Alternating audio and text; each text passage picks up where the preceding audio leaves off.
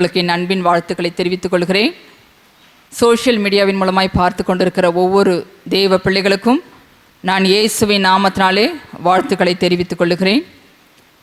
இந்த நாளிலுமாய் கர்த்தர் என்னுடைய வாழ்க்கையிலே ஒரு அற்புதத்தை செய்ய வேண்டும், எனக்கு விடுதலை தர வேண்டும், சுகம் தர வேண்டும், என்னுடைய தேவைகள் சந்திக்கப்பட வேண்டும் என்று சொல்லி இந்த எண்ணத்தோடு நீங்கள் இந்த இடத்திற்கு வந்திருக்கலாம். கர்த்தர் நம்மை பார்த்து சொல்லுகிறார். எரேமியா 33:3 வசனத்திலே இப்படியாய் சொல்லுகிறார், என்னை நோக்கி கூப்பிடு, அப்பொழுது நான் உனக்கு உத்தரவு கொடுத்து நீ அறியாததும் உனக்கு எட்டாததுமான பெரிய காரியங்களை உனக்கு அறிவிப்பேன் என்று சொல்லி கர்த்தர் நம்மை பார்த்து சொல்லுகிறார். எரேமியா காவற் சாலையின் முற்றத்திலே இருக்கும் பொழுது கர்த்தருடைய வார்த்தை அவனுக்கு உண்டாகுகிறது. உண்டாகி கர்த்தர் அவனை இந்த வார்த்தையின் மூலமாய் தேற்றுகிறார். என்னை நோக்கி கூப்பிடு என்று சொல்லி கர்த்தர் சொல்லுகிறார். எரேமியாவுக்கு மாத்திரமல்ல, நாம் ஒவ்வொருவரையும் பார்த்துதான் கர்த்தர் சொல்லுகிறார், உன்னுடைய தேவைகள் சந்திக்கப்பட, உன்னுடைய பிரச்சனைகள் மாற நீ என்னை நோக்கி கூப்பிடு, அப்பொழுது நான் உனக்கு உத்தரவு கொடுத்து நீ அறியாததும் உனக்கு எட்டாததுமான பெரிய காரியங்களை உனக்கு அறிவிப்பேன் என்று சொல்லி கர்த்தர் நம்மை பார்த்து சொல்லுகிறார். எனவே இந்த நாளிலே நாம் கர்த்தரை நோக்கி பார்க்கும் பொழுது கர்த்தர் நம்முடைய தேவைகளை சந்திப்பதற்கு அவர் வல்லமையுள்ளவராய் இருக்கிறார். இஸ்ரவேல் ஜனங்களை குறித்து நாம் அறிவோம். கர்த்தர் அவர்களை அந்த எகிப்தினுடைய கையிலிருந்து, அவர்களை அடிமைத்தனத்திலிருந்து அவர்களை விடுதலை செய்து கானான் தேசத்துக்குள்ளாய் அவர் கொண்டு போகிறார். மோசே அந்த இஸ்ரவேல் ஜனங்களை வழிநடத்தி கொண்டு போகிறதை நாம் பார்க்கிறோம். பயங்கரமான அற்புதங்களையும் அதிசயங்களையும் கர்த்தர் இஸ்ரவேல் ஜனங்களுடைய வாழ்க்கையிலே செய்தார். ஆனாலும் அந்த ஜனங்கள் கர்த்தரை விசுவாசியாதபடி அநேக நேரங்களிலே கர்த்தருக்கு விரோதமாய் முறுமுறுக்கிறதை நாம் பார்க்கிறோம். ஆனாலும் கர்த்தர் கிருபையாய் அவருடைய பாவங்களை மன்னித்து இஸ்ரவேல் ஜனங்களுக்கு தாம் சொன்ன வாக்குத்தத்தத்தை அவர் நிறைவேற்றி கொடுக்கிறதை நாம் பார்க்கிறோம். இந்த நாளிலுமாய் கூட கர்த்தர் இஸ்ரவேல் ஜனங்களுடைய வாழ்க்கையிலே என்னென்ன காரியங்களை செய்தார், அவர்கள் நினைத்ததை விட அவர்கள் அறியாத பெரிய காரியங்களை இஸ்ரவேல் ஜனங்களுடைய வாழ்க்கையிலே கர்த்தர் செய்தார். அதிலே 3 காரியங்களை குறித்து இந்த நாளிலே நாம் தியானிக்கலாம். கர்த்தர் எப்படி அவர்களை வழி நடத்தினார், எப்படி பெரிய காரியங்களை அவருடைய வாழ்க்கையிலே செய்தார் மோசேயின் மூலமாக என்று சொல்லி இந்த நாளிலே நாம் அதை குறித்து தியானிக்கலாம். முதலாவதாக யாத்ராகமம் 14ஆம் அதிகாரம் 10வது வசனத்திலிருந்து 23 வரையுள்ள வசனங்களை நாம் பார்க்கும் பொழுது, இந்த இடத்திலே இஸ்ரவேல் ஜனங்கள் எப்படி சிவந்த சமுத்திரத்தை கடந்து சென்றார்கள் என்பதை குறித்து நாம் இந்த வேத வசனத்தின் வாயிலாக பார்க்க முடிகிறது. கர்த்தர் அவர்களை பலத்த கையினாலும் ஓங்கிய புயத்தினாலும் பெலிஸ்தரிடமிருந்து பார்வோனிடமிருந்து கர்த்தர் அவர்களை வழிநடத்தி கொண்டு வருகிறதை நாம் பார்க்கிறோம். இப்படி அவர்கள் வரும்பொழுது அவர்களுக்கு எதிராக, அந்த இஸ்ரவேல் ஜனங்களுக்கு எதிராக சிவந்த சமுத்திரம் வருகிறது. கர்த்தர் அவர்களை நடத்தின விதத்தை அவர்கள் பார்த்தார்கள். ஆனால் சிவந்த சமுத்திரம் வரும்பொழுது இஸ்ரவேல் ஜனங்கள் யோசிக்கிறார்கள், என்ன செய்வது என்று சொல்லி தெரியவில்லை.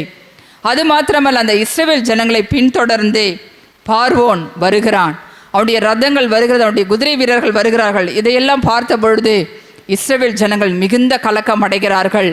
உடனே அவர்கள் மோசேயை பார்த்து அவர்கள் முறுமுறுக்கிறார்கள், நாங்கள் அங்கேயே இருந்திருப்போம், எகிப்திலே இருந்திருப்போம், நீர் எங்களை அழைத்து கொண்டு வந்தீரே, இந்த வனாந்தரத்திலே நாங்கள் சாகிறதை பார்க்கிலும் நாங்கள் எகிப்தியரிடத்திலே அடிமையாக இருந்திருக்கலாம் என்று சொல்லி அந்த இஸ்ரவேல் ஜனங்கள் எல்லாரும் மோசேக்கு விரோதமாக முறுமுறுக்கிறதை நாம் பார்க்கிறோம். 12வது வசனத்தை நாம் பார்க்கலாம். இந்த இக்கட்டான சூழ்நிலையிலே மோசேக்கு என்ன செய்வதென்று தெரியவில்லை. உடனே அவர் கர்த்தரை நோக்கி கூப்பிடுகிறார், ஆண்டவரே, நீர்தானே இந்த ஜனங்களை அழைத்து கொண்டு வந்தீர், இப்பொழுது பார்வோன் அவனுடைய குதிரைகளோடு சகல ரதங்களோடும் அவன் பின்தொடர்ந்து எங்களை வருகிறானே, இந்த ஜனங்கள் கலக்கம் அடைகிறார்கள், நான் என்ன பதில் சொல்வது என்று சொல்லி அவன் கலங்கி கர்த்தரை நோக்கி கூப்பிடுகிறான். உடனே கர்த்தர் மோசேயை பார்த்து சொல்லுகிறார், நீ என்னிடத்தில் முறையிடுகிறது என்ன? நீங்கள் புறப்பட்டு போங்கள், நீ உன்னுடைய கோலை ஓங்கி உன் கையை சமுத்திரத்தின் மேல் நீட்டி சமுத்திரத்தை 2ஆக பிளந்து விடு என்று சொல்லி மோசேக்கு கர்த்தர் சொல்லுகிறார். உடனே பாருங்கள், மோசே அவன் என்ன பண்ணுகிறான், தன்னுடைய கையை நீட்டி அந்த சிவந்த சமுத்திரத்தை 2ஆக பிளக்கிறான். கையை நீட்டின பொழுது அந்த சிவந்த சமுத்திரமானது 2ஆக பிரிந்து போயிற்று. அது மாத்திரமல்ல, அந்த இஸ்ரவேல் ஜனங்கள் அந்த சிவந்த சமுத்திரத்தின் வழியாக அவர்கள் நடந்து போகிறதை பார்க்கிறோம். 21ஆம் வசனத்திலே இப்படியாய் சொல்லப்பட்டிருக்கிறது, மோசே தன் கையை சமுத்திரத்தின் மேல் நீட்டினான்.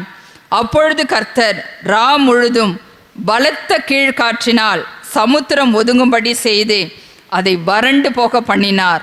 ஜலம் பிளந்து பிரிந்து போயிற்று. இஸ்ரவேல் புத்திரர் சமுத்திரத்தின் நடுவாக வெட்டாந்தரையிலே நடந்து போனார்கள். அவர்கள் வலதுபுறத்திலும் அவர்கள் இடதுபுறத்திலும் ஜலம் அவர்களுக்கு மதிலாக நின்றது. பாருங்க, எவ்வளோ பெரிய காரியத்தை கர்த்தர் அந்த இஸ்ரவேல் ஜனங்களுக்கு செய்திருக்கிறார். அவன் மோசே ஒரு சாதாரண மனிதன்தான். ஆனால் அவன் தன்னுடைய கையை நீட்டின பொழுது கர்த்தர் அந்த சிவந்த சமுத்திரத்தை பிளக்கும்படி செய்கிறார்.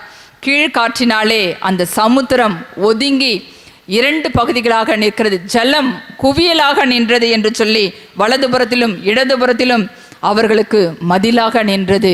கர்த்தர் அவர்கள் நினைக்கிறதற்கும் அவர்கள் கொஞ்சம் கூட நினைத்து பார்த்திருக்க மாட்டார்கள் இப்படி ஒரு சூழ்நிலை உருவாகும் என்று சொல்லி. ஏனென்றால் அவர்கள் முறையிடுகிறார்கள், மோசையை திட்டுகிறார்கள், நாங்கள் வனாந்தரத்தில் சாகவா எங்களை கொண்டு வந்தீர் என்று சொல்லி அந்த இஸ்ரவேல் ஜனங்கள் அந்த மோசே இடத்திலே சண்டை போடுகிறதை நாம் பார்க்கிறோம்.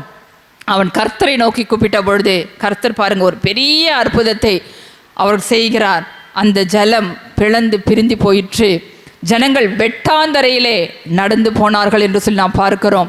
தண்ணி பிளந்து போனால் அந்த இடத்துல வந்து சேரும் சகதியுமாக இருக்கும். ஆனால் கர்த்தர் அந்த ஜனங்கள் நடப்பதற்கு ஒரு நல்ல ஒரு வெட்டாந்தரையை உருவாக்கி கொடுத்தார். அவ்வளோ பெரிய காரியத்தை கர்த்தர் இஸ்ரவேல் ஜனங்களுடைய வாழ்க்கையிலே செய்தார்.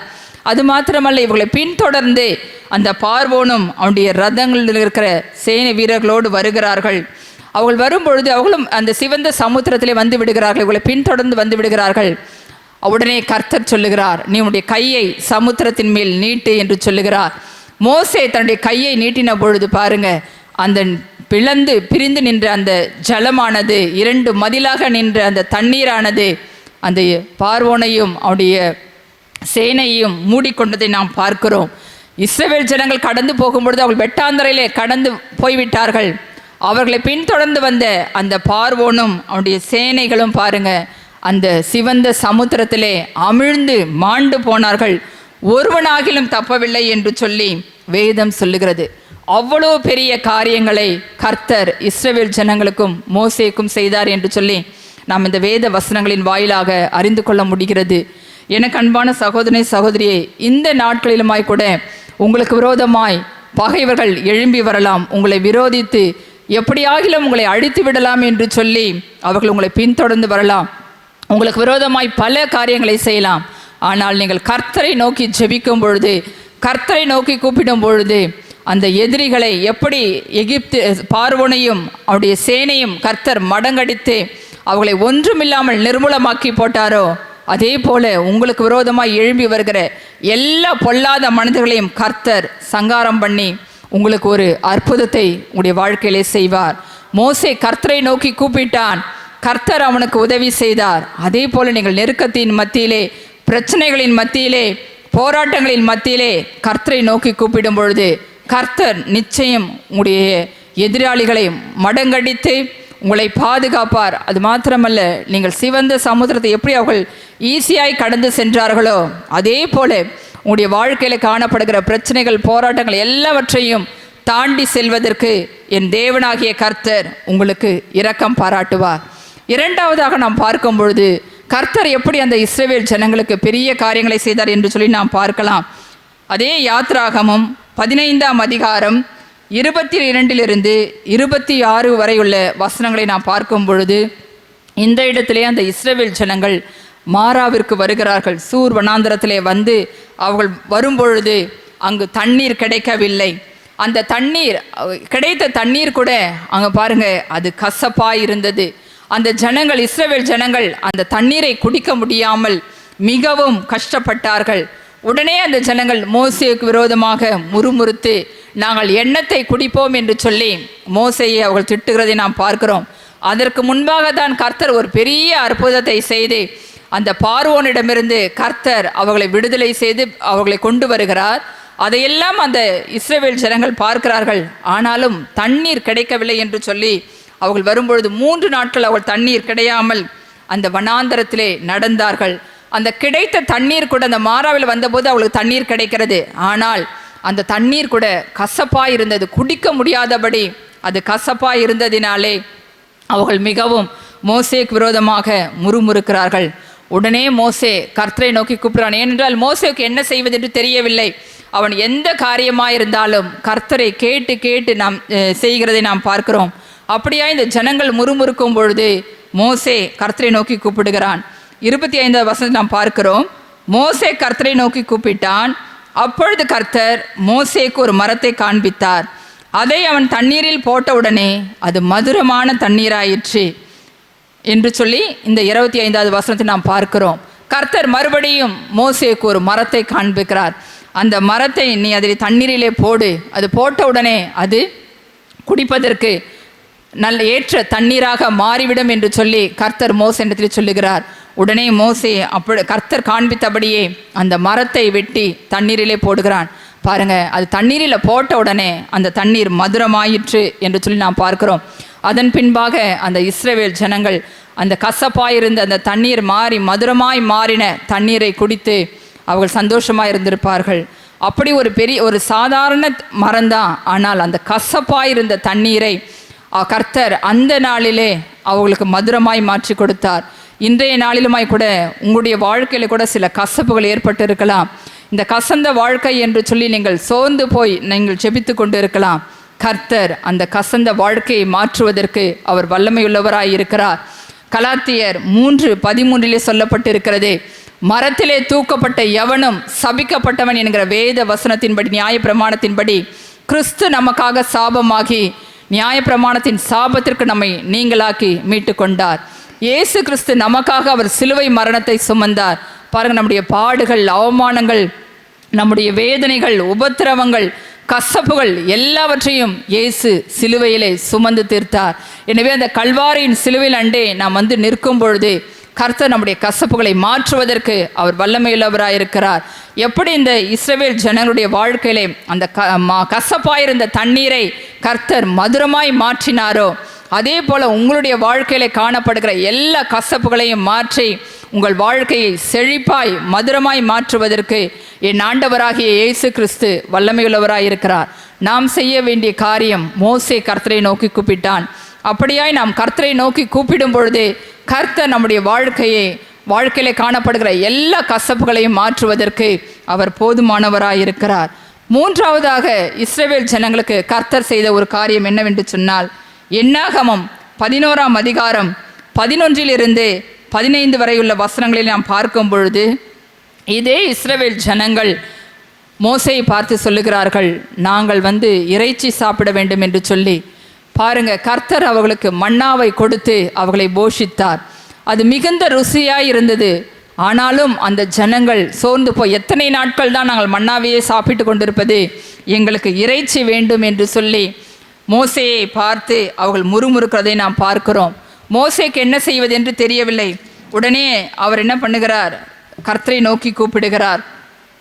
11ஆம் வசனத்தில் நாம் பார்க்கும் பொழுது, அப்பொழுது மோசே கர்த்தரை நோக்கி, நீர் இந்த ஜனங்கள் எல்லாருடைய பாரத்தையும் என்மேல் சுமத்ததினால் உமது அடியானுக்கு உபத்திரவம் வரப்பண்ணினது என்ன? உம்முடைய கண்களில் எனக்கு கிருபை கிடையாமல் போனது என்ன?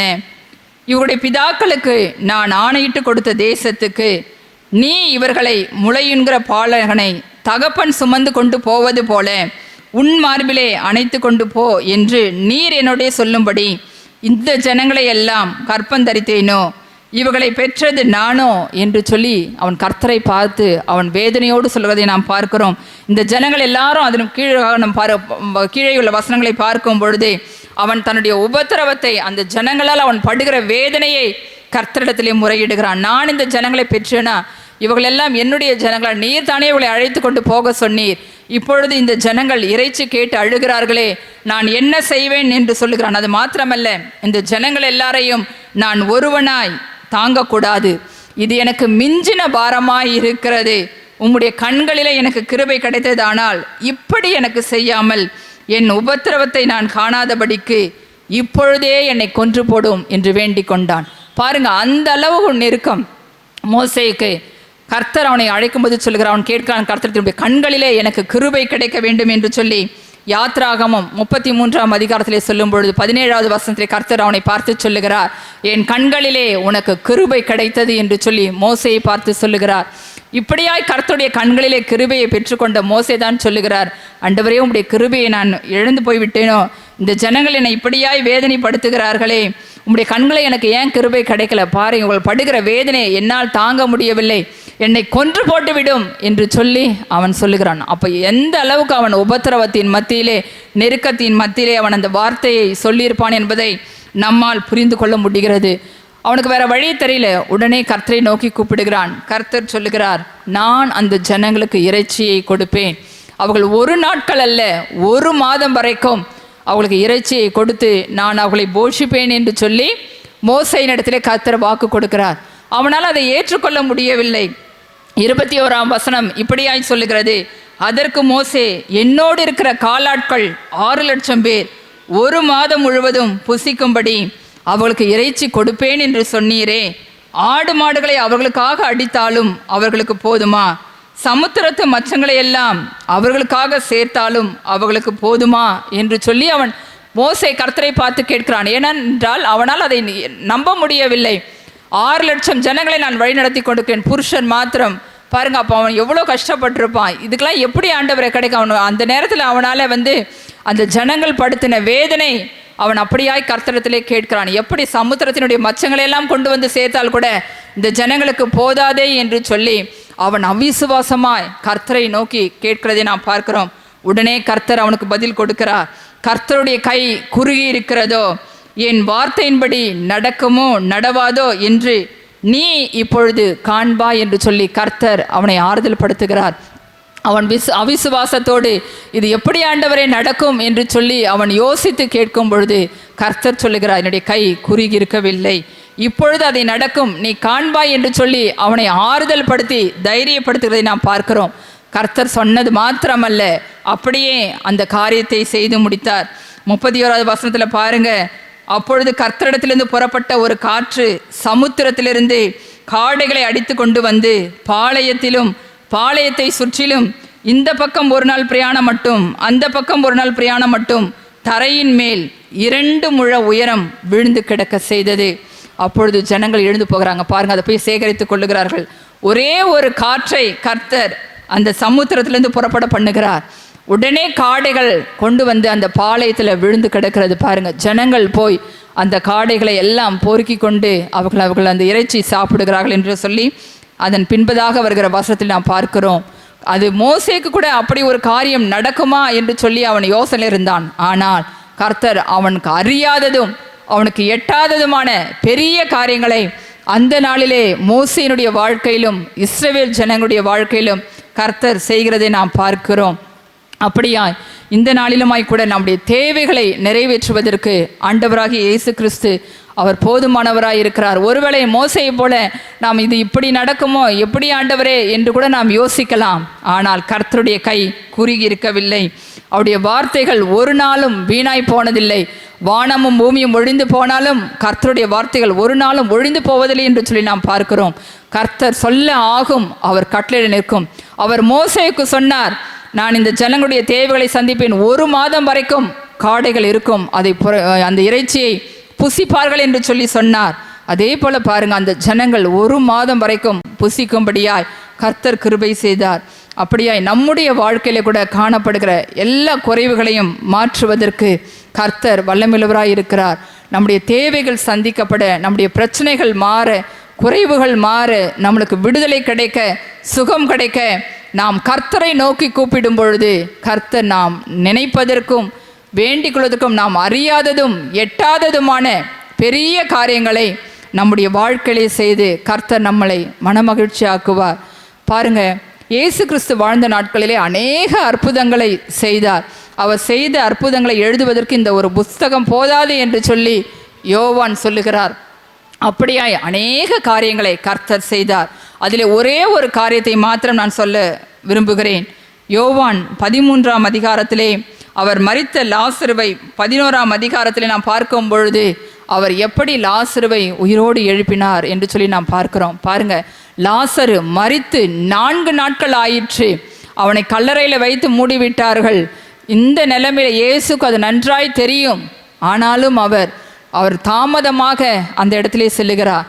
சென்று அங்கு லாசருவை உயிரோடு எழுப்புவதை நாம் பார்க்கிறோம். அவருடைய சகோதரி மார்த்தாள் சொல்லுகிறாள், ஆண்டவரே 4 நாளாயிற்றே, இப்பொழுது நாருமே என்று சொல்லி அவள் இயேசுவை பார்த்து சொல்லுகிறார்.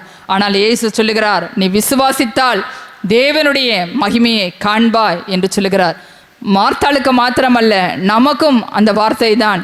நாம் விசுவாசிக்கும் பொழுது கர்த்தர் மரித்து போன நிலைமையில் இருக்கிற நம்முடைய வாழ்க்கையை உயிர்ப்பிப்பதற்கு அவர் வல்லமையுள்ளவராயிருக்கிறார். பாருங்க, அந்த 4 நாட்கள் மரித்து போய் நாற்றம் எடுத்து கிடந்த அந்த சரீரத்தை லாசருவே வா என்கிற ஒரே வார்த்தை சொன்ன பொழுது அவன் உயிரோடு எழுந்து வந்தான் என்று சொல்லி நாம் வேதத்திலே பார்க்கிறோம். ஆண்டவராகிய இயேசு கிறிஸ்து நேற்றும் இன்றும் என்றும் மாறாதவராயிருக்கிறார். நேற்று இஸ்ரவேல் ஜனங்களுக்கு அற்புதங்களை செய்தவர், பெரிய காரியங்களை செய்தவர். அது மாத்திரமல்ல, குறிப்பாய் அந்த லாசருவை உயிரோடு எழுப்பினவர் இன்று உங்களுடைய வாழ்க்கையிலும் பெரிய காரியங்களை செய்வதற்கு அவர் வல்லமையுள்ளவராயிருக்கிறார். நாம் செய்ய வேண்டிய காரியம், நாம் கர்த்தரை நோக்கி கூப்பிட வேண்டும். அப்படி இயேசுவை நோக்கி கூப்பிடும் பொழுது கர்த்தர் இந்த நாளிலே நமக்கு பதில் கொடுப்பதற்கு அவர் வல்லமையுள்ளவராயிருக்கிறார்.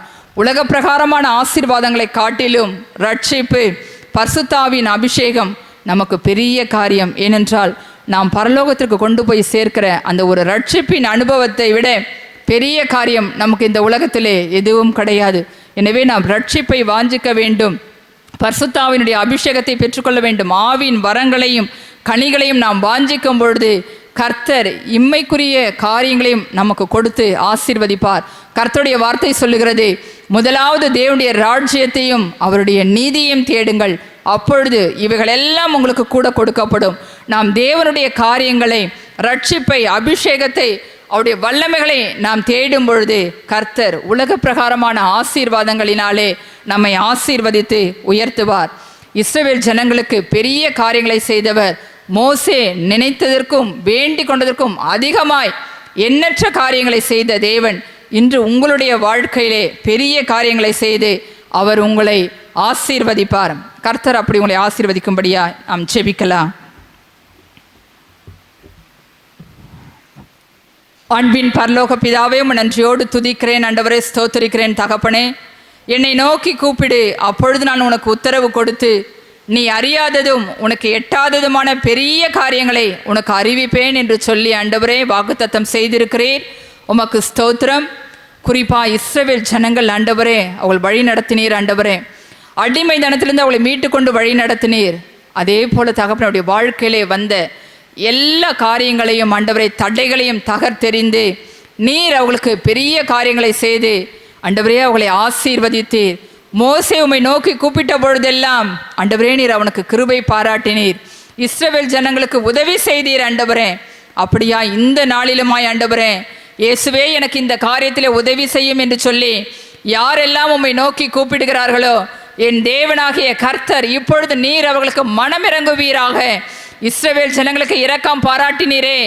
ஆவிக்குரிய இஸ்ரவேலராய் இருக்கிற உம்முடைய பிள்ளைகளுடைய வாழ்க்கையிலே என் தேவனாகிய கர்த்தர் பெரிய காரியங்களை செய்யுங்க ஆண்டவரே.